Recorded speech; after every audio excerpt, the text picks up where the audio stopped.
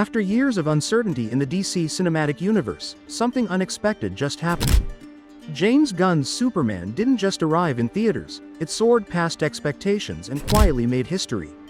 The film opened to a stunning $122 million domestically in its first weekend, making it the best solo Superman debut ever.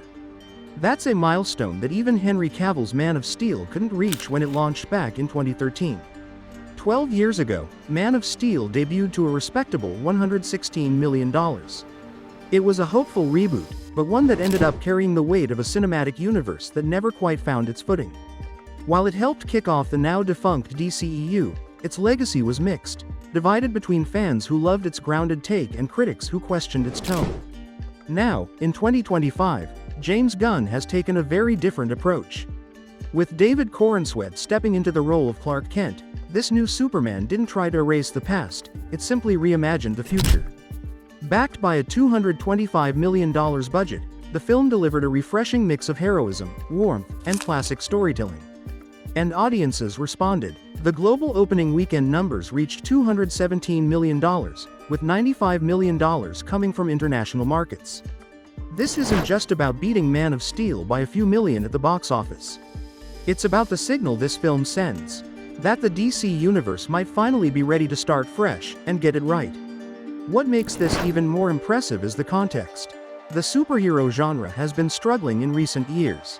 Several high-budget releases failed to draw crowds.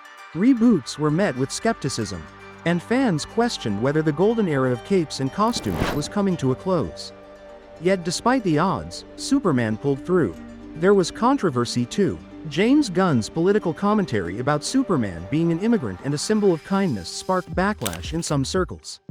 Right-wing media voices mocked the film's message, and some fans feared it would affect the movie's performance. But it didn't. If anything, it only made the story more relevant. The idea that Superman stands for moral clarity, compassion, and hope resonated with audiences. Corenswet, playing a younger yet experienced Superman, struck a chord with viewers. His chemistry with Rachel Brosnahan's Lois Lane and the tension with Nicholas Holt's Lex Luthor helped ground the film in relationships, not just spectacle. Critics took note, too.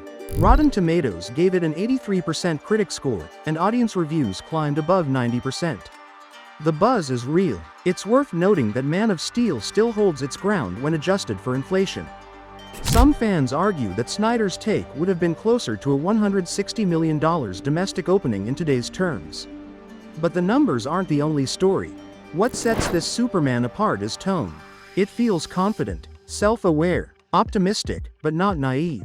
And that's the direction the DCU seems to be headed under Gunn's leadership.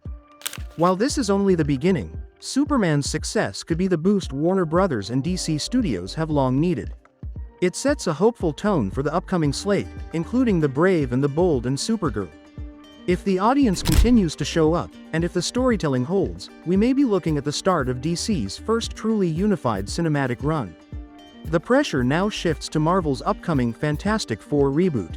But with a 2-week head start and momentum on its side, Superman seems poised to dominate the box office into August. For years, the idea that Superman could lead a billion-dollar franchise felt like a gamble. Today, it feels a lot more like a promise. Hope you liked the video. Please don't forget to subscribe. See you soon.